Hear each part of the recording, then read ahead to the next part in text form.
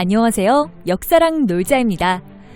이번 시간에는 발해와 중국의 강력한 통일 왕조인 당나라 간의 전쟁에 대해서 살펴보려고 하는데요. 719년 발해를 건국한 고왕 대조영이 사망하자 그의 뒤를 이어 장남인 대무예가 발해의 2대 임금인 무왕으로 즉위했습니다. 그리고 무왕은 즉위 직후부터 활발한 정복 활동에 돌입하여 옛 고구려의 영토를 거의 다 장악하는 데 성공했는데요. 한편 이러한 발해의 팽창을 지켜보던 당나라의 황제 현종은 발해를 견제해야 할 필요성을 느끼기 시작했고, 그러던 중 마찬가지로 발해의 팽창에 위협을 느낀 흑수 말갈이 당나라 조정에 접촉해오자 이들을 당나라의 세력권에 편입시켜 발해를 견제하기 시작했습니다.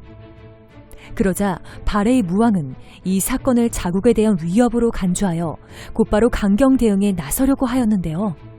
그런데 이때 그의 동생인 대문예가 흑수 말갈을 공격하는 것은 당나라를 공격하는 것이라고 말하며 과거 당나라에게 멸망당한 고구려의 사례까지 들면서 형을 만류했습니다.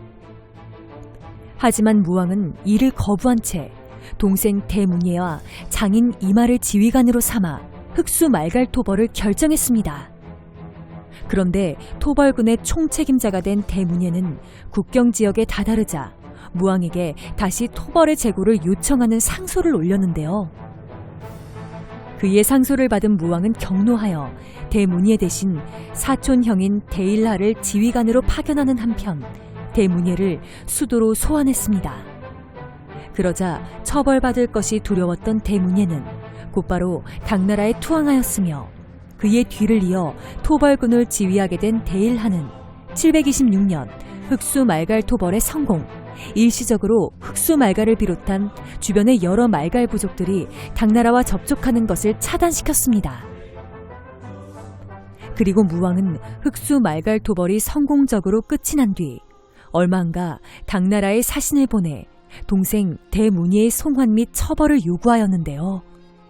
이에 당나라 측은 처음에는 무왕의 요구를 거부하였으나 점차 대문예에 대한 처벌을 요구하는 무왕의 요구가 집요해지자 결국 그를 유배 보낼 수밖에 없었습니다. 이후 무왕은 더 이상 당나라와의 관계 악화를 원하지 않았기에 자신의 태자인 대도리행을 당나라의 수기로 보냈지요. 하지만 728년 세력을 회복한 흑수 말갈이 또다시 당나라와 접촉하기 시작했고, 이에 당나라는 흑수 말갈 지역을 재차 영역화하였습니다. 더불어 732년 자신들에게 적대적이었던 요서지방의 거란족, 해족을 격파한 후 자신감을 얻은 당나라는 곧바로 발해의 사신을 보내 대문예에 대한 처벌 금지와 이를 거부할 시 공격하겠다며 무왕을 위협하기 시작했는데요.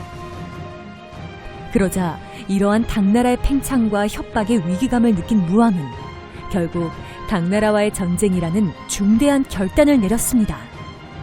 그리고 그는 732년 9월 마침내 장수 장문휴에게 수군을 주어 당나라의 등주 지방을 선제 공격하도록 명령했습니다. 이에 명을 받은 장문휴는 발해의 수군을 이끌고 당나라의 등주를 공격, 당의 등주자사 위준을 사살하는 등 큰 성과를 거두게 됩니다. 한편 발해가 등주를 공격할 것을 전혀 예상치 못했던 당나라 조정은 이 소식을 듣고는 발칵 뒤집히고 말았는데요. 등주가 발해군에 의해 심각한 타격을 입었다는 소식을 들은 당현종은 크게 분노하여 733년 1월 대문예로 하여금 군사를 이끌고 발해를 공격하도록 명령했습니다. 그러자 대문예가 당군의 지휘관이 되어 발해를 침공해오고 있다는 소식을 들은 발해의 무왕은 크게 분노하여 그가 이끄는 당나라군의 침공을 성공적으로 격파하였고, 더불어 자객을 동원하여 당나라의 낙양으로 돌아간 대문예의 암살까지 시도하기도 하였지요. 또한 무왕은 당시 당나라의 변경 지역을 공격하던 거란족의 지도자 가도르를 뒤에서 지원하는 한편 본인도 직접 군사를 이끌고 출정하여 당나라에 대한 반격에 나서는데요. 이에 당나라 측은 유주의 장사 설초옥에게 군사를 주어 항복한 해족의 군사들과 함께 이들을 토벌하게 하였지만 얼마 안가 거란군의 기습으로 당군의 패배가 확실시 되어가자 갑자기 해족 군사들이 당나라군을 배신하였고, 그 결과 당군은 군사 대다수가 사망하는 참패를 겪고 말았습니다. 그리고 시간이 지나 무왕은 군사들을 이끌고 오늘날의 중국 산해관 일대에 있는 마도산에 도착하였는데요. 하지만 당나라군은 이미 패배하여 전투가 끝이 나 있었습니다. 그러자 무왕은 퇴각 중이던 당나라군 추격에 나섰는데요. 그런데 이때 당나라군은 발해군의 추격을 저지하기 위해 돌로 400리에 이르는 장벽을 쌓아 항전하였고, 이에 발해군은 당군의 거센 저항에 추격을 포기하고는 결국 다시 본국으로 철군했습니다. 한편 이 소식을 듣고 다급해진 당현종은 나당전쟁 이후 사이가 좋지 않았던 신라에 대규모 사절단을 보내 신라군의 파병을 요청하는 한편, 유주에 주둔하고 있던 범양절도사 장수규로 하여금 군사를 이끌고 다시 토벌에 나서게 하였습니다. 그러자 이 소식을 들은 거란족의 지도자 가도루는 장수규의 당군과 전면전을 벌일 경우 승산이 없다고 판단하여 거짓으로 항복한 후 북방의 유목국가인 돌궐로 피신하려 하였는데요. 하지만 이때 장수규의 관기였던 왕이가 미인계를 사용하여 거란의 병마사를 관장하던 이과절을 유혹하였고, 이에 이과절이 거란의 지도자 가도루를 죽임으로써 당나라는 거란을 일시적으로 복속시키는 데 성공했습니다. 한편 당나라와의 관계 개선을 위해 파병 요청을 거절하기 어려웠던 신라 측은 733년 7월 일단 김유신의 적손인 김윤중 등에게 군사 10만을 주어 발해를 공격할 것을 명령했는데요. 그러나 굳이 발해와 원수를 지며 싸울 이유가 없었기에 대충 파병하는 신용만 하였고, 마침 폭설이 내려 많은 사망자가 발생하자 발해와 별다른 마찰 없이 본국으로 회군했습니다. 그러자 당현종은 도움을 요청했던 신라군마저 발해에게 별다른 타격을 주지 못하자 결국 발해에 대한 모든 군사 행동을 중단했는데요. 이로써 발해는 흑수 말갈 사건을 계기로 불편해진 당나라와의 관계를 과감한 군사작전을 통하여 유리한 형세로 끝을 맺는 데 성공했습니다.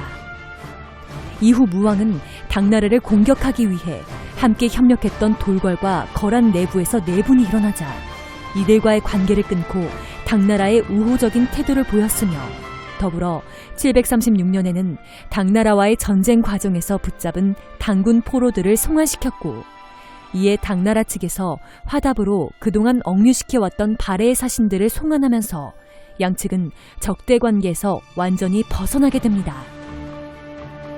그리고 양국은 737년 무왕이 사망하고 그의 아들인 문왕 대흠무가 즉위하자 평화적인 관계를 구축하였으며, 이후 당나라는 문왕을 발해국왕으로 책봉하여 비로소 발해를 일개 군소 정치 집단이 아닌 강력한 국력을 가진 국가로 인정했습니다.